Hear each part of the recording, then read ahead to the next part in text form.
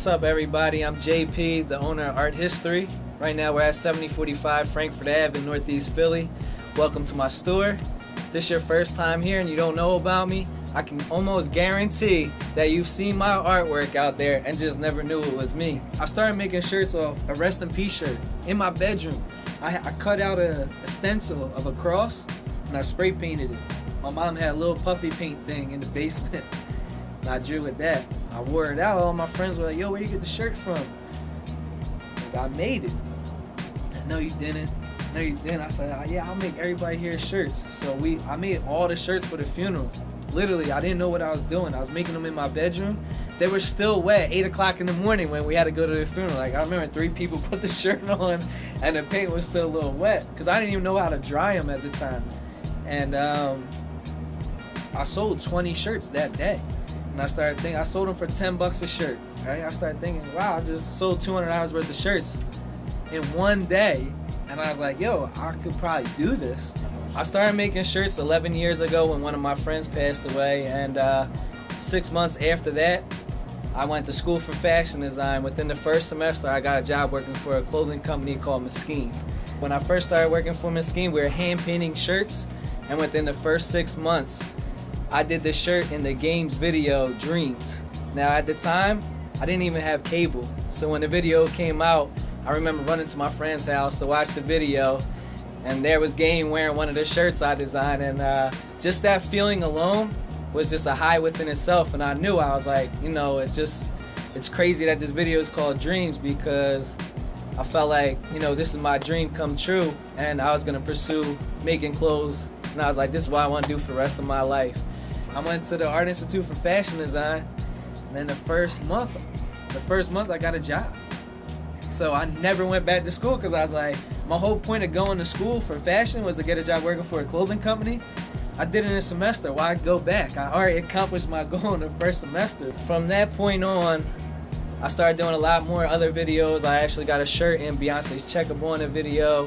A bunch of other celebrities in the hip-hop world. I got shirts on front cover of the magazines, and till this day, I have over 1 billion views on YouTube of artists wearing my shirts. Everybody always asks, how did I start getting shirts and videos? Which is a great question. I ended up meeting someone that said, yo, if you make 2 shirts for Method Man, I could get him to wear it for a photo shoot that he's doing for High Times magazine. So I grew up listening to Method Man. He was one of my favorite artists growing up. So I made 2 shirts, a white shirt and a black shirt. I gave it to him, and 2 days later he called me up saying, Method Man wore the shirts, he loved it, he wanted to meet you.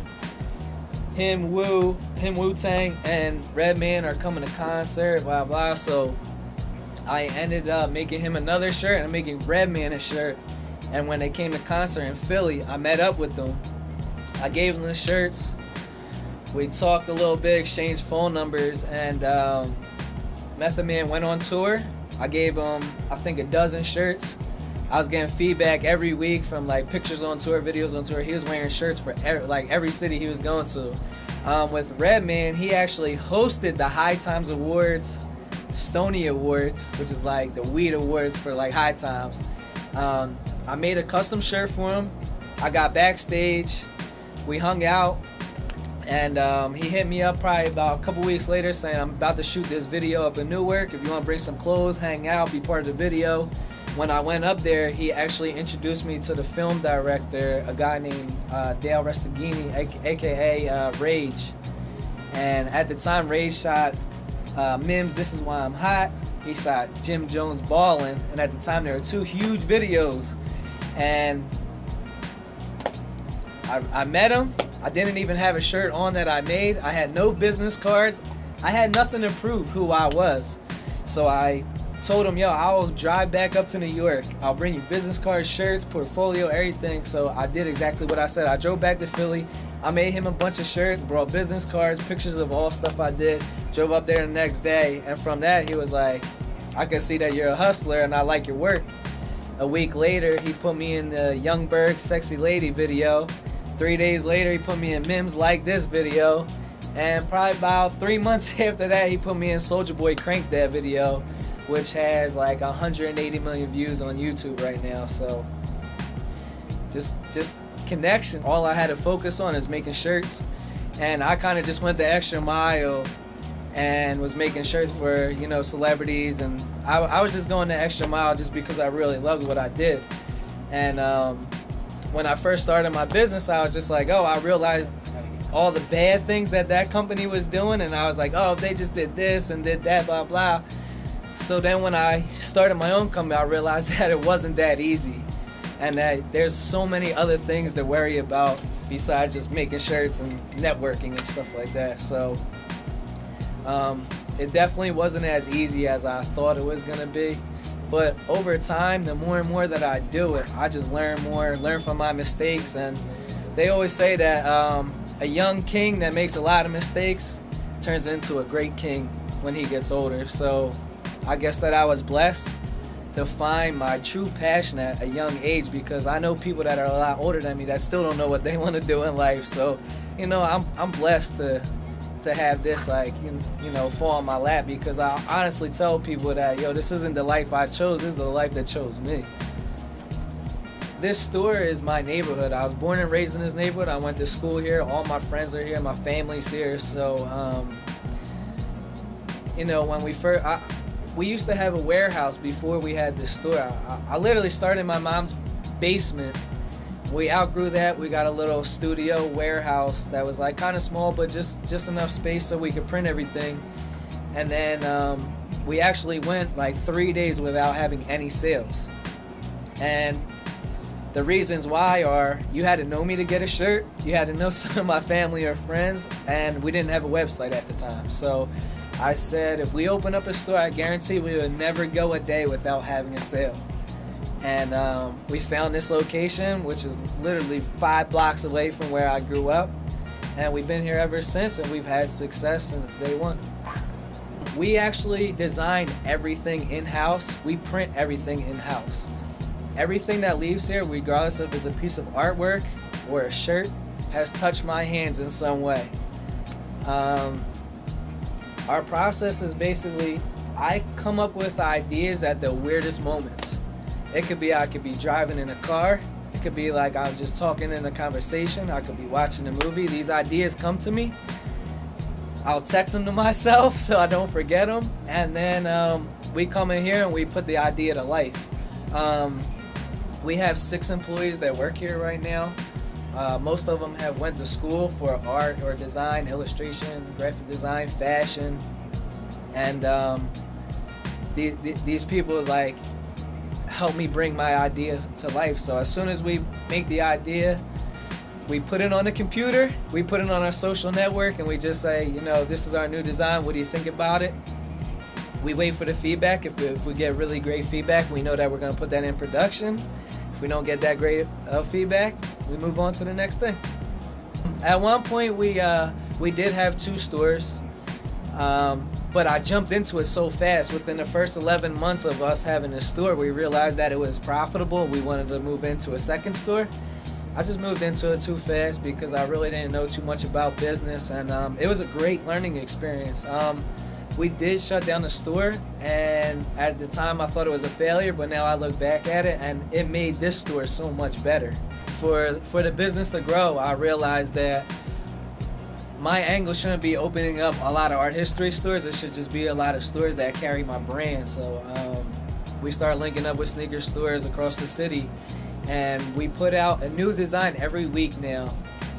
And for all the Jordans that come out, we've been putting out shirts to match the Jordans. And on Jordan Day, we're moving like a ton of shirts every time Jordan comes out.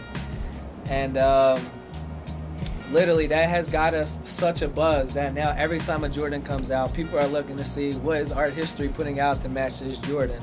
Just seeing people wearing my stuff is like the greatest feeling in the world. Like I said, when the feeling when I seen these celebrities wearing my shirts in the video, I literally get the same feeling when I'm driving down the street and see somebody wearing one of my shirts. The goal is to be as big as it gets. I think that art history is a clothing line that could reach everyone in the world at some point and be something big. You know, that's the goal, that's the dream.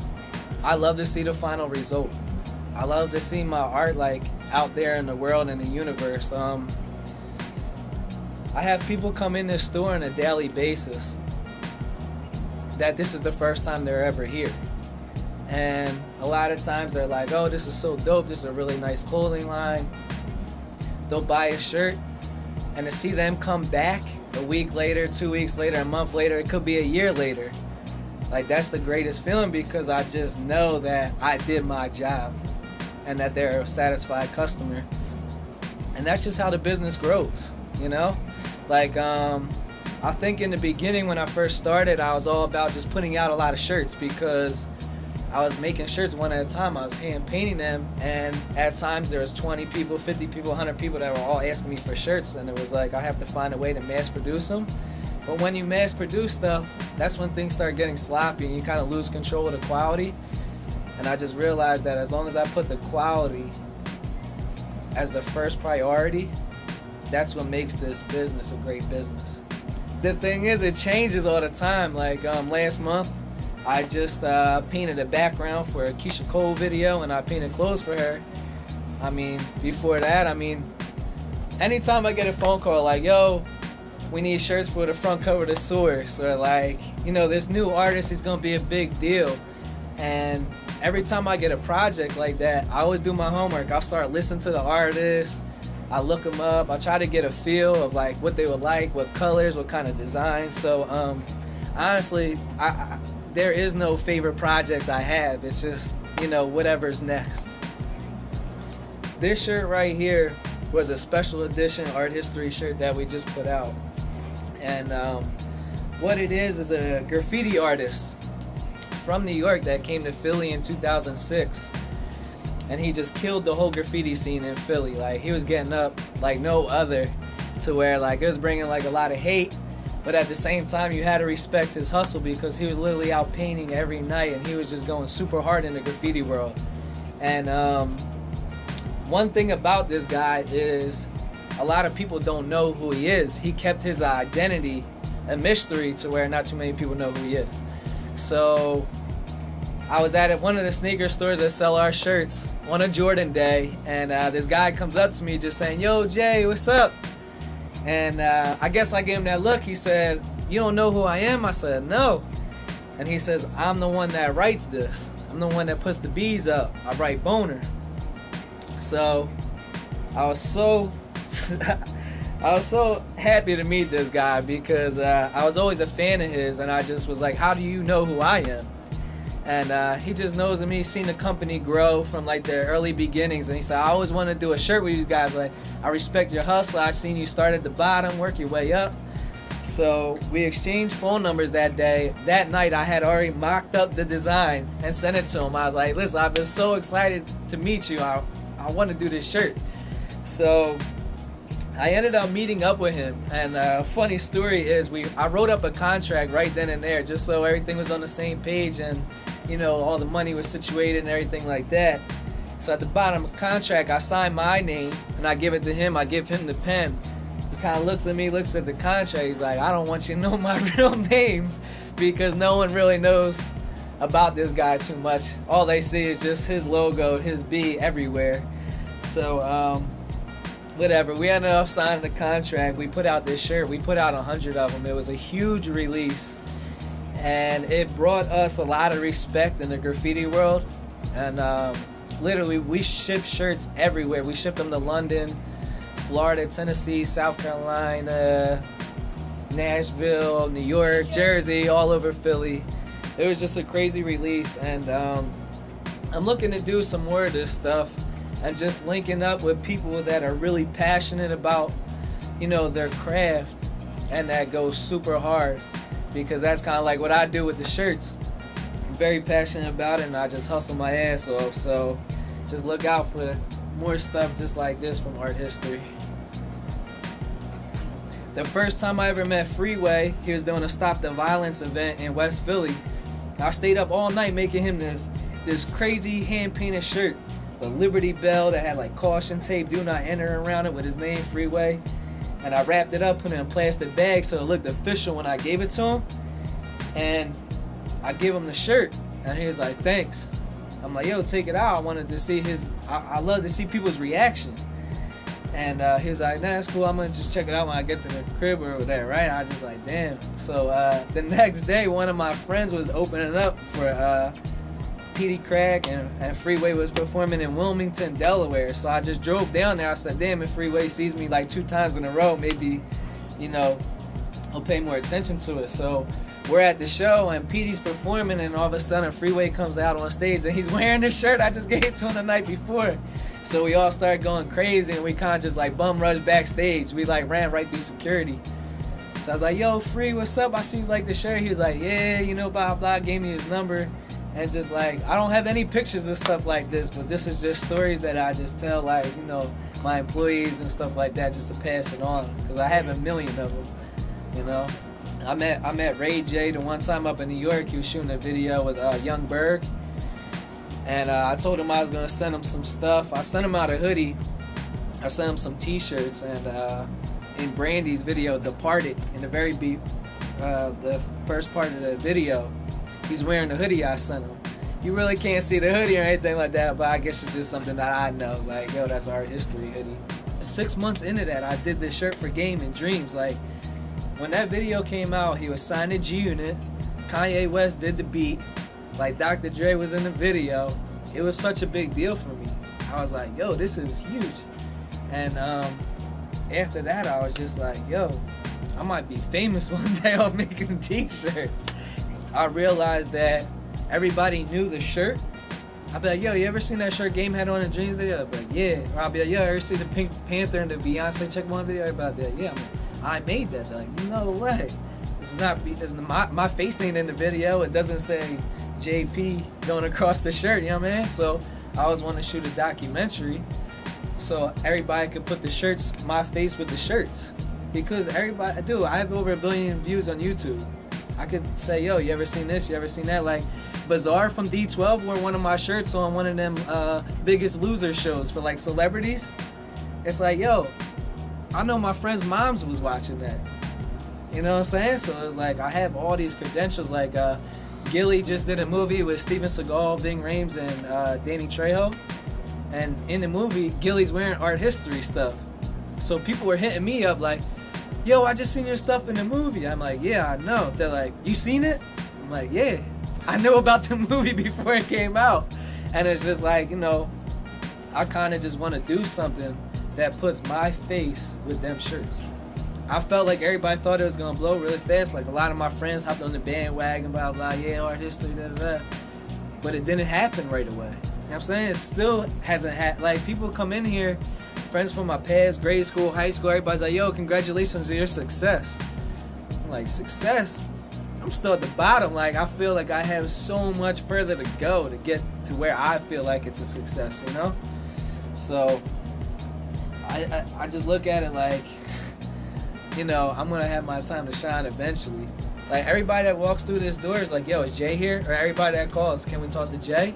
It's like, dude, I got 6 employees. They're here to take your order. I've trained them personally.